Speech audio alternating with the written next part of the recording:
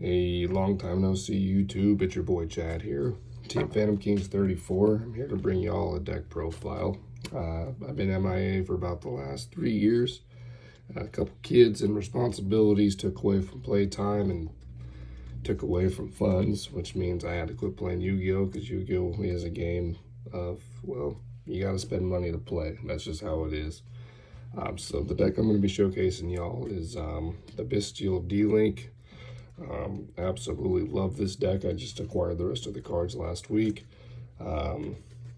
Absolutely phenomenal.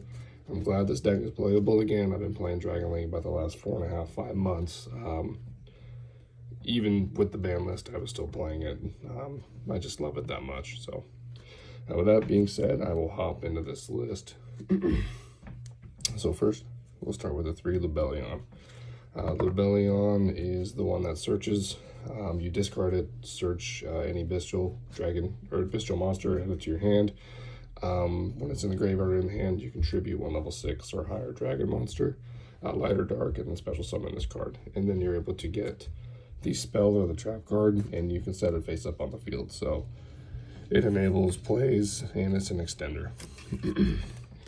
Next is the 3 copies of the Magnemite.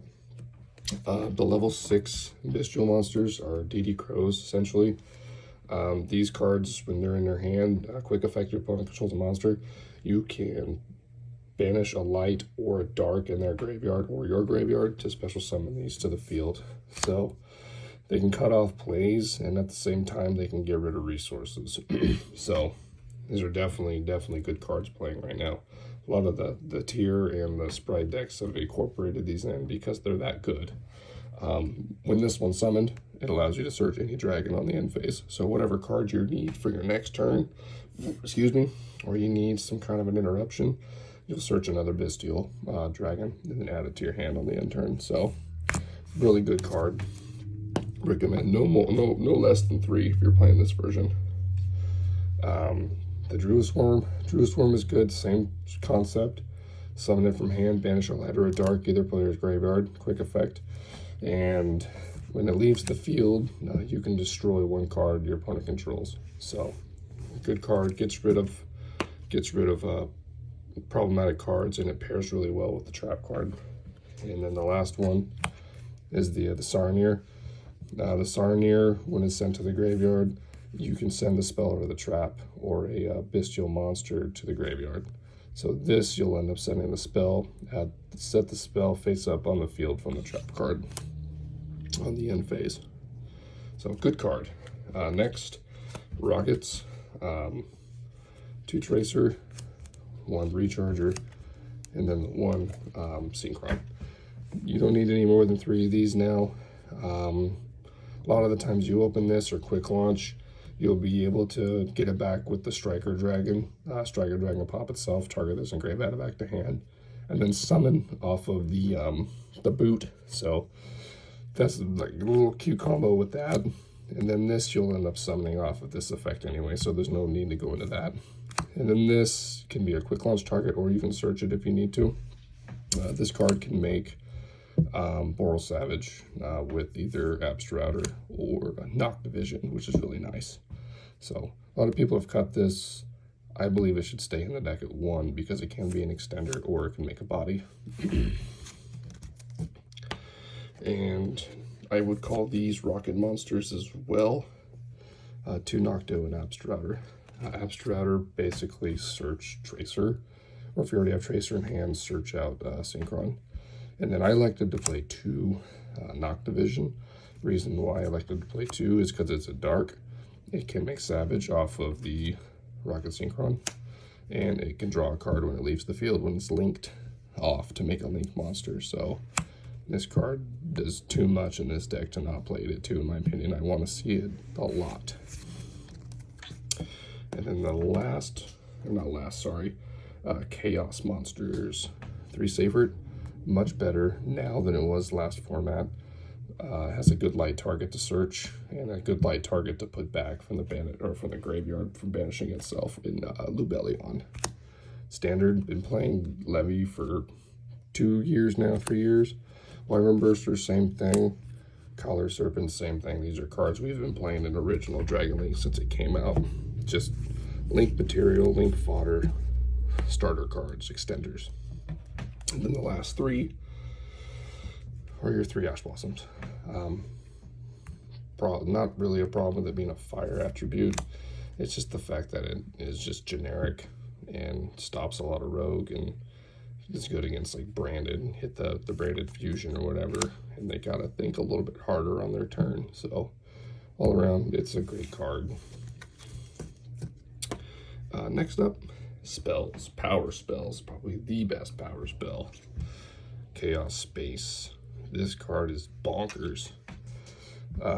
Starts combos, searches combo pieces, puts combo pieces back, puts cards back that you may need later in the duel, and then allows you to draw a card. It's just such a good utility power spell card that you need to absolutely run 3. And the fact that when you can discard it off of, you know, like Ravine, you're able to activate the effect in the graveyard to put a monster back, and then you can activate the second copy to special, or excuse me, not special summon, to add. Like, it's all around a fantastic card. 3 of the quick launch. This is just extender. Try to chain block if you can. You know, if you have IP on field and you don't have another monster, you have this set, bring a monster out, IP, and then right there you got a unicorn spin. So there's some utility in it. Another power spell. Dark Ruler. Dark Ruler No More is definitely a card that is being main decked a lot right now. For obvious reasons, Tier's a really good deck. This deck's pretty good. Sprite's really good. Despia's good. I mean, there's a lot of decks right now that auto lose to this card almost. But there's a cute little interaction, not with just this, but with like Borland Dragon. You can activate this and then do your combo, make Borland, and then clear the board, and then you're able to set up for on your turn for next turn. Your opponent more likely isn't going to be able to play. So this card is definitely a must play in a lot of these decks right now. Same thing with Scarlight too. You can activate this and then Scarlight a board away. It's pretty nuts. And then one of the 2 field spells, and then the best one of in the game right now. You got to be playing this if you're playing a combo deck. And then the last 2 cards are the new additions, the branded cards. So this one allows you in the end phase to add this one face up on the field from the graveyard. And then this one's basically a Chaos Space. The effect to put a card back and then draw one. It's really good. It helps extend. So that's the main deck. 41 cards. Only thing it probably changes the Ash, maybe for in perms or triple talent tactics or something like that. Extra deck next, pretty standard, not going to go too into it. Striker Dragon, Pisty, Sphere, Seals, whatever you want to call it. I'd definitely play 2 of these if I had a second copy, and I would change the Scarlight that's in my extra deck to play a second copy. This card's really good. You can shuffle it back though with like Chaos Space or the Bystial branded, whatever it is, spell card, and then put this back and then you can make it again. So you don't actually have to run 2, but 2 could be necessary. Search the field spell, just generic. You can add on the board with these 2. Plays around Super Poly a little bit. And then you have the Delindrus and the Quad Boral. These 2 cards together make a Boral and a Savage. That's pretty nasty. That's a combo when you have like a really awkward hand, but it can happen. I think it's like a 3-card combo to be able to do that. And you know, it's just a pretty good board, but it's very, very prone to losing the Super Poly like that fast. So most of the time you want to make this and make that or that in Savage. The next link's probably the best link to right now. This can make Unicorn. This can make my Triple Burst. This can go into my Boral End if I have the things to do it. It's just all around good. There's too many decks right now playing dark monsters to not play this. And then yeah, IP target basically. Arrows, Boral Sword, bleh, rarity. This can OTK. not much more to say about this. I'd much rather play Access Code or Appaloosa if I had them.